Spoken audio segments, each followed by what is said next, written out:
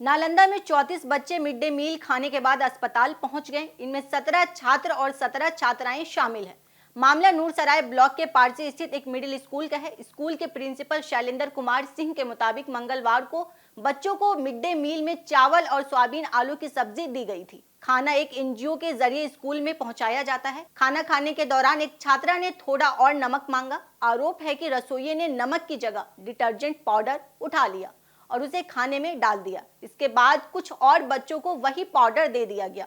कुछ ही देर में बच्चों ने गले और पेट में दर्द की शिकायत शुरू कर दी, जिसके बाद उन्हें बिहार शरीफ सदर अस्पताल ले जाया गया। प्रशासन के मुताबिक खाना परोसने से पहले 2 रसोइयों और 2 शिक्षकों ने खुद खाना चखकर देखा था। इसके बावजूद 132 बच्चों में से 34 की तबीयत बिगड़ गई। फिलहाल सभी बच्चे स्वस्थ हैं और खतरे से बाहर बताए जा रहे हैं। प्रशासन खाने के सैंपल की जांच कराने की बात कह रहा है। यह खाना एकता शक्ति फाउंडेशन के नगर नौसेना स्थित केंद्रीय रसोई से आया था, जहां से चंडी नगर नौसा और नूरसराय के 226 स्कूलों में रोजाना करीब 23,000 बच्चों के लिए खाना भेजा जाता है। लेकिन सवाल सिर्फ इस घटना का नहीं है। सवाल ये है कि बच्चों के लिए चल रही इतनी बड़ी व्यवस्था निगरानी आखिर कितनी मजबूत है। स्कूल में खाना पहुंचने से लेकर बच्चों की थाली तक हर स्तर पर जिम्मेदारी तय होती है।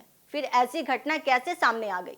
सरकार बच्चों को स्कूल तक लाने और उन्हें पौष्टिक खाना देने की बात करती है, लेकिन अगर स्कूल में मिलने वाला खाना ही बच्चों की सेहत के लिए खतरा बन जाए तो फिर इस पूरी व्यवस्था की निगरानी और जवाबदेही पर सवाल उठना लाजमी है। और ये कोई इकलौती घटना नहीं है। बिहार के सहरसा और सुपौल में भी मिड डे मील खाने के बाद बड़ी संख्या में बच्चों के बीमार पड़ने का मामला सामने आ चुका है। मई में नालंदा में ही 60 बच्चों के मिड डे मील खाने के बाद बीमार पड़ने के मामले पर राष्ट्रीय मानवाधिकार आयोग ने संज्ञान लिया था। दूसरी तरफ जयपुर में 17 साल के छात्र प्रिंस सोनी की पेटीज खाने के बाद संदिग्ध मौत और महाराष्ट्र के सोलापुर में स्कूल का स्लैब गिरने से 13 छात्रों और 2 शिक्षकों के घायल होने की घटनाएं भी बच्चों की सुरक्षा व्यवस्था पर गंभीर सवाल खड़े करती है। इसी मुद्दे को लेकर सीजेपी गांव-गांव जाकर स्कूलों की हालात सुधारने का अभियान चला रहा है। अभियान का सवाल भी यही है कि बच्चों के लिए सिर्फ स्कूल खोल देना काफी नहीं है, बल्कि स्कूल में सुरक्षित इमारत, साफ सफाई, सुरक्षित खाना और वक्त पर इलाज की पुख्ता व्यवस्था भी जरूरी है।